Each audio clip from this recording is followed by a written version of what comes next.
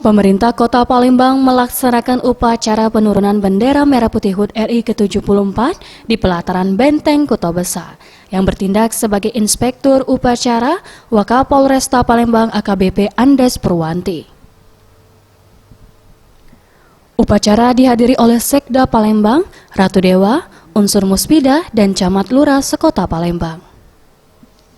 Sekda Kota Palembang Ratu Dewa mengatakan menghargai para jasa pahlawan dengan ikut berpartisipasi bersama pemerintah Kota Palembang dengan program berkelanjutan dan selalu bertindak positif sesuai dengan pesan moral yang telah disampaikan oleh para pahlawan yang terdahulu.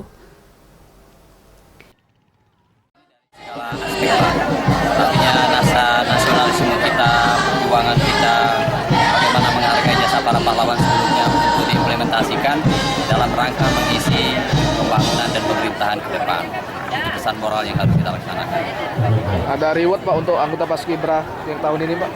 Itu sudah diatur oleh Dinas Pemuda dan Olahraga. Dirinya menambahkan perjuangan kemerdekaan adalah perjuangan untuk mewujudkan kehidupan bangsa yang lebih baik, adil, dan sejahtera. Nilai dasar perjuangan berperan sebagai pemicu membangkitkan semangat bangsa dalam upaya pengimplementasian pelaksanaan pembangunan di segala bidang. Tim Liputan Sriwijaya TV.